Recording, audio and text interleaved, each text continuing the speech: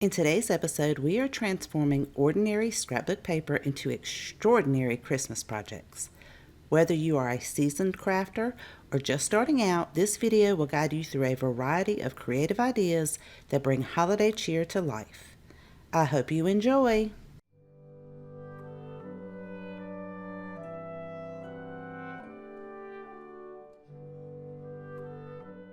For this project, I am using two of these signs that you can find at Dollar Tree. The inside measurements are about 4 1/4 of an inch by 6 1/4 of an inch, so any frame will do. I'm going to remove the backing from both of these, set the frames to the side because I already like the color of those. Now these do have some raised letters on them, so I'm going to heat that up with my hair dryer to loosen the glue, and then using my little Cricut spatula scrape that off. Then I'll make sure to go over that with some sandpaper to make sure it is nice and flat. I'll do that for both and make sure that I wipe all of the debris off.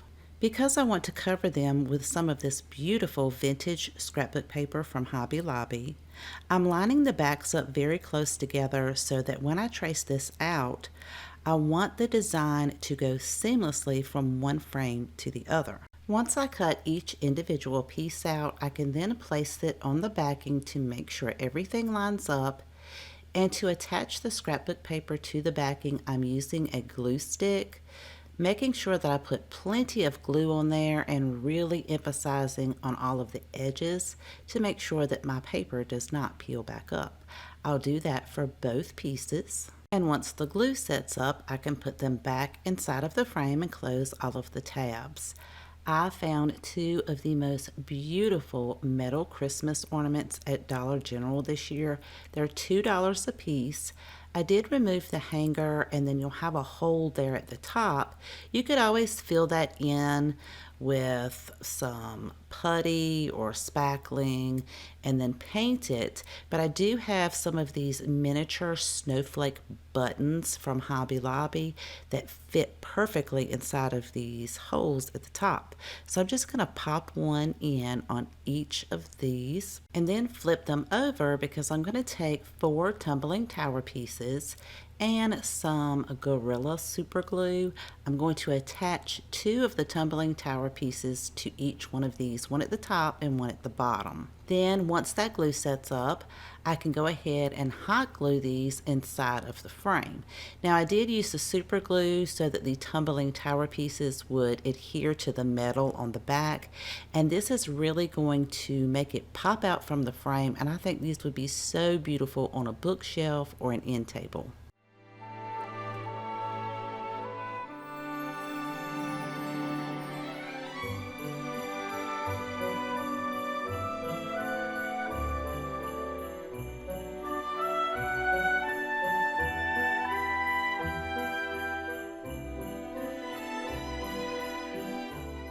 For this project, we're going to be making a Christmas busted canvas. You'll need an 8x10 stretched canvas, as well as an 8x10 canvas board. Pick out the design that you want for the canvas board. I will be using this beautiful Christmas card. However, it is smaller than my canvas board, so I need to fill in all of this white space just in case you could see some of that after we create the busted canvas. To do that, I am using Waverly's chalk paint in the color Ocean. I think it will just blend in perfectly with this Christmas card. Once I have one coat on there, while the paint is still wet, I am going to take some black acrylic paint to blend in with the blue paint just to give it a variation of color so it doesn't look just like one solid blue piece. And then I'm going to allow that to completely dry. Now we have our board and our stretched canvas, and we need to add a layer of Mod Podge to both. I'm going to start on the back side of the canvas, and I want to put a very generous amount of Mod Podge, especially making sure that I get all of the edges as well as the corners. You want to make sure that you add enough Mod Podge because the canvas itself will soak some of that up. Once I have the back side complete, I'm going to turn it over and do the same thing on the front side. I am going to go in opposite directions, so I'm going to go up and down first and then side to side to make sure everything has a coat of Mod Podge. I'll then do the same thing on the canvas board, and don't worry, once it dries it will be clear. You want to allow those to thoroughly dry. I'm going to cut the front of my Christmas card off so that I'll be able to place this on the canvas board. Use a piece of parchment paper, and then I'm using a mini iron. I do have this listed in my Amazon store. The link to that's in my description box below if you are interested in it. I have it set on 365, and I'm just going over top of the card to make sure that it heats that Mod Podge up and seals it to the canvas board. Now we can work on the front part of the stretched canvas. I'll be using some of this cardstock from Dollar Tree. The white one has beautiful little glitter on it. So I'm going to flip that over, trace it on the back side so that I can cut this out and it will fit perfectly on the front of the canvas board. Once I line that up, I'll again take my parchment paper and go over this with the iron. I am trying to make sure that I really get those edges, and because the cardstock's pretty thick, I am leaving the iron on there just a little bit longer than I would if I were using scrapbook paper. Once I have gone over this completely with the iron, I am going to check and make sure that everything is adhered and all of the edges are lined up. Now we can do the back side of the canvas. I chose this beautiful snowflake scrapbook paper from Hobby Lobby, and once I trim that down to size so that it will fit in the back part of the stretched canvas, I am going to go over it with the parchment paper again. Now I did set this on a mat just to make sure I protected my table, and I'm going to make sure that I adhere all of those corners and all of those edges, and then I'm going to let everything cool off. Using a cutting board, I'm going to set the stretched canvas on top of that, and on the back side of the stretched canvas, I'm going to use a utility knife with a new blade in it because that cardstock's pretty thick, and I'm going to cut through that in the center. I'm not going from edge to edge. I do want to leave a little bit of space at the bottom, so I'm just going to cut one line, and depending on how your design is will depend on how you want to make your cuts and how you want them to roll up. So I'm just going to make a few more cuts like diagonally from that center point until I have enough cuts on there that I think that my design will look good when I flip this over. It's going to look just like you punched through it. You'll place your canvas board on the back side, peel your pieces back to make sure you have the cuts exactly where you want them to be so that you'll be able to see your design on the inside. If you need to make any kind of adjustments, you can go back and cut those pieces. And once you have it exactly the way you want it, you're just going to roll these pieces over to the front, add some hot glue to the very end, and glue that to the canvas front itself. Just hold it in place long enough for your glue to set up, and you'll go around and peel each one of these pieces back, rolling them and gluing them to the front of the canvas. Once you have your final piece glued to the front of the canvas, you can then flip this over to the back side, add a generous amount of hot glue to the frame itself so that you can glue this to the canvas board. And don't worry about the edges, we're going to cover those up. You could go back and paint the edges whatever color you want. I chose to wrap mine with this red velvet ribbon. I thought that it would complement the red in the Christmas card. I'm placing some hot glue at the top and the bottom of each of those sections and gluing it around the entire piece. Now you can embellish this with whatever you want. I'm going to use some of these stickers from Hobby Lobby. I'm going to place a snowman at the bottom corner, and then at the top left corner I added 3 of the gold stars. You could also add some lights on the inside if you wanted to.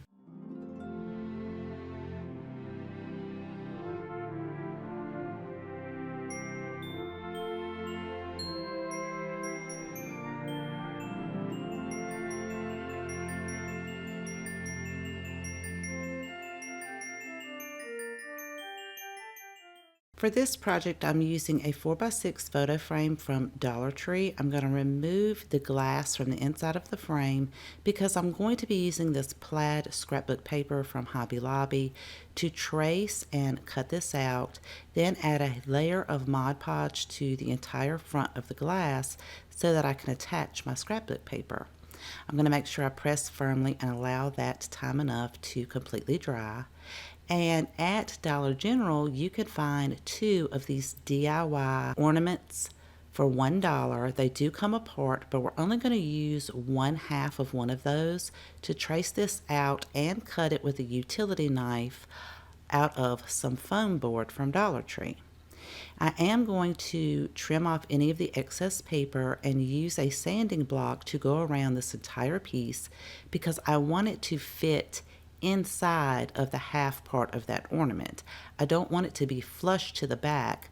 I want to be able to push it on the inside like this. I will be using this napkin that I found at Dollar General for $1. I love this little design on the front. So once I place the ornament exactly where I want it, I'm going to trace and then cut that out because I am going to be attaching this to that foam board piece. You want to make sure that you peel the back layers off so you're only left with the top layer.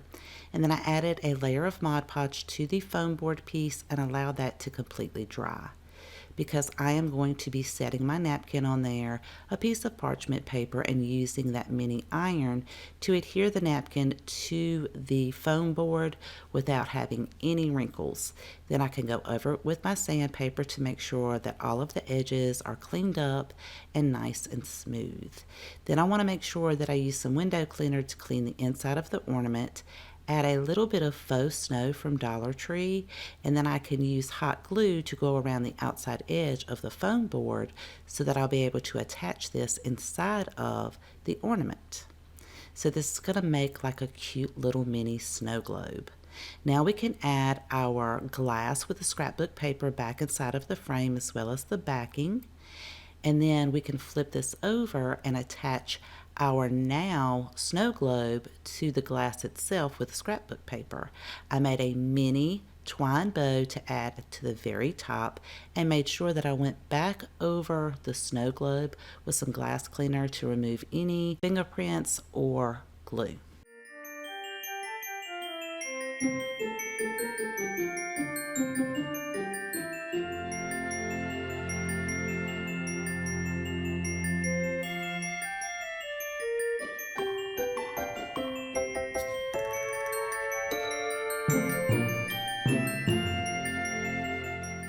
For this project, we're using a wooden Christmas tree that you can find at Hobby Lobby.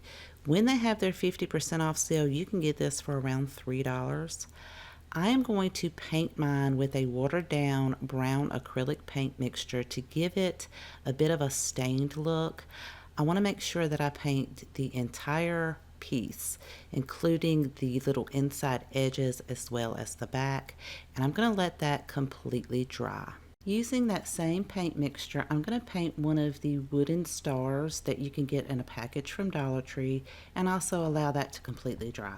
I will be using this scrapbook paper from Hobby Lobby that has a musical sheet on it that says "On the First Day of Christmas."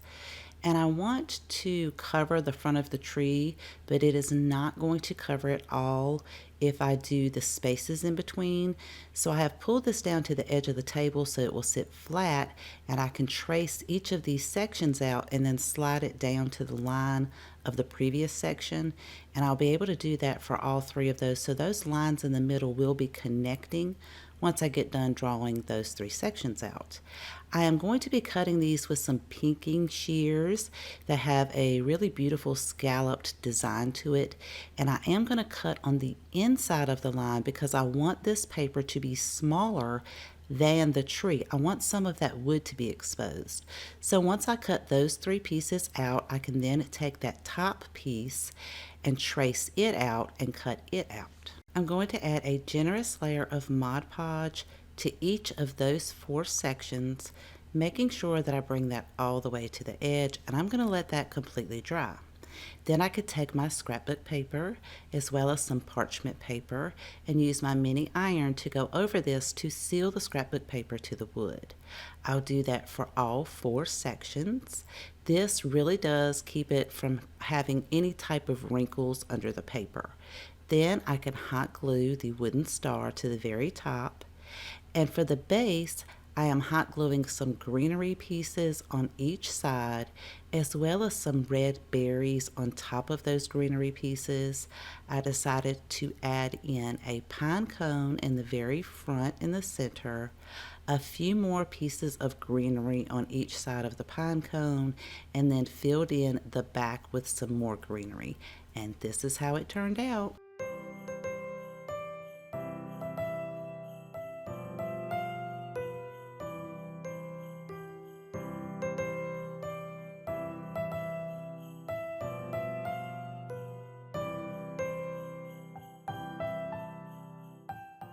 I hope you enjoyed today's projects, and if you have a favorite, let me know in the comments section down below because I always love to know which one is your favorite.